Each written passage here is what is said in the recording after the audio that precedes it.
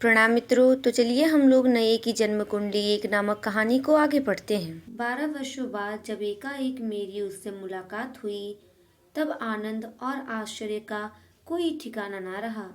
आनंद से भी ज्यादा आश्चर्य। नदियों की दो धाराओं के बीच इतने बड़े बड़े पहाड़ आ गए थे कि उन्होंने हमारी दिशाएं भी बदल दी थी।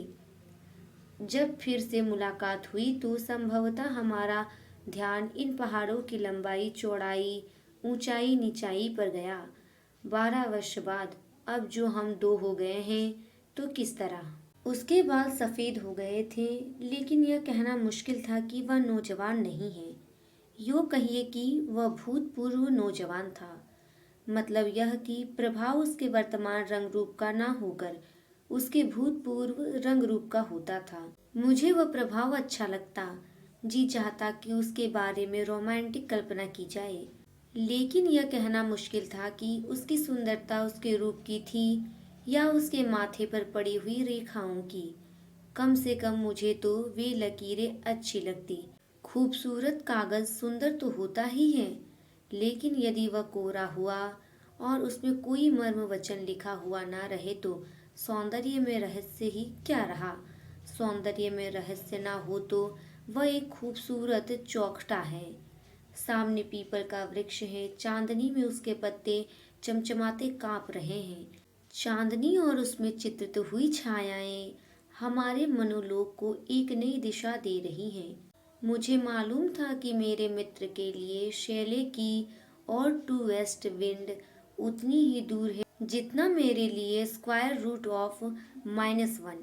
लेकिन इसके बावजूद वे दूरियां हमारी पहचानी हुई थी और शायद इसलिए वे प्रिय भी थी।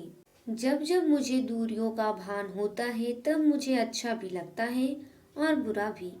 अच्छा इसलिए कि दूरी हमारी गति को एक चुनौती है, और बुरा इसलिए कि मित्रों के बीच दूरी खटकती है। हम एक ही भाषा का उपयोग तो करते हैं, लेकिन अभिधार्थ एक होते हुए भी ध्वन्यार्थ और व्यंग्यार्थ अलग अलग हो जाते हैं। यह दूरी के कारण है। दूरी पर विजय पाना मानव स्वभाव है। वह एक साहस रोमांस है। अब हमें एक दूसरे को फिर से खोजना पाना है। एक तरह से मुझे खुशी भी थी कि मैं उसे कतई भूल गया था और उससे बहुत दूर निकल गया था। शायद यह आवश्यक भी था, नहीं तो मैं उससे आच्छन्न हो जाता।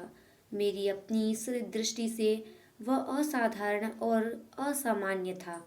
एक असाधारणता और क्रूरता भी उसमें थी, निर्दयता भी उसमें थी। वह अपनी एक धुन, अपने एक विचार या एक कार्य पर सबसे पहले खुद को और उसके साथ लोगों को कुर्बान कर सकता था। इस भीषण त्याग के कारण उसके अपने आत्मियों का उसके विरुद्ध युद्ध होता तो वह उसकी क्षति भी बर्दाश्त कर लेता। उसकी जिंदगी के इस बुनियादी तथ्य से मैंने हमेशा बैर किया। जब वह राजनीति में उतरा तो मैंने उसके घर वालों के सामने गरज कर यह आरोप लगाया कि वह उसका पलायन है, अपना उत्तरदायित्व वहन न करने की प्रवृत्ति है। मैंने उससे यह भी कहा कि वह राजनीति व्यक्ति है ही नहीं। राजनीति के साथ जब वह साहित्य में उतरा तब मुझे कुछ अच्छा लगा, लेकिन तब तक उसकी हालत बिगड़ चुकी थी। घर के विरोध और बाहर के विरोध से वह जर्जर हो गया था, लेकिन बेहद जिद्दी होने के सबब वह अड़ा रहा और तब से हम एक दूसरे से दूर दूर होते चले गए। लेकिन आज मैं यह सोचता हूँ कि सांसारिक समझौते से ज्यादा विनाशक कोई चीज नहीं, खास तौर पर वहाँ जहाँ किसी अच्छी महत्वपूर्ण बात करने के मार्ग में अपने या अपने जैसे लोग और पराये लोग आड़े आते हों। जितनी जबरदस्त उनकी बाधा होगी उतनी ही कड़ी लड़ाई भी होगी, अथवा उतना ही निम्नतम समझौता होगा। इस भीषण संघर्ष की हृदय भेद प्रक्रिया में से गुजर कर उस व्यक्ति का निजत्व कुछ एड़ा वेड़ा, कुछ विचित्र अवश्य हो गया था, किंतु सबसे बड़ी बात यह थी कि उसकी बाजू सही थी, इसलिए वह असामान्य था। दूसरे शब्दों में मैं सामान्य उसको समझता हूँ जिसमें अपने भीतर के असामान्य के उग्र आदेश का पालन करने का मनोबल ना हो। मैं अपने को ऐसा ही आदमी समझता हूँ। मैं मात्र सामान्य हूँ। और चूंकि वह व्यक्ति हमेशा मेरे भीतर के असामान्य को उकसा देता था, इसलिए अपने भीतर के उस उकसे हुए असामान्य की रोशनी में मैं एक और स्वयं को हीन अनुभव करता, तो दूसरी ओर ठीक वही असामान्य मेरी कल्पना और भावना को उत्तेजित करके मुझे अपने से वृहद और व्यापक जो भी है उसमें डुबो देता। चाहे वह इंटीग्रल कैलकुलस हो, सुदूर नेबुला हो, या कोई ऐतिहासिक कांड हो, अथवा कोई दार्शनिक सिद्धांत हो, या विशाल सामाजिक लक्ष्य हो। इसलिए मैं अपने और अपने मित्र के जरिए असामान्य के अंतः चरित्र और सामान्य के दबाव को भली भांति जानता था। लेकिन मेरी गति और दृष्टि कुछ और थी।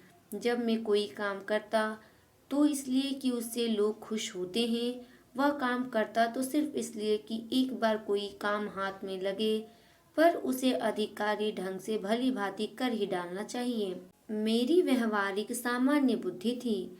उसकी कार्य शक्ति आत्म प्रकटीकरण की एक निर्द्वंद शैली।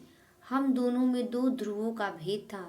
जिंदगी में मैं सफल हुआ, वह असफल। प्रतिष्ठित, भद्र और यशस्वी मैं कहलाया, वह नामहीन और आकारहीन रह गया। लेकिन अपनी इस हालत की उसे कतई परवाह नहीं थी। उसका मुझे बहुत बुरा लगता, क्योंकि वस्तुतः वह मेरी यशस्विता को भी बड़ी सत्ता के रूप में स्वीकार न कर पाता। इसके आगे की कहानी को हम लोग अगले वीडियो में पढ़ेंगे। तब तक के लिए धन्यवाद।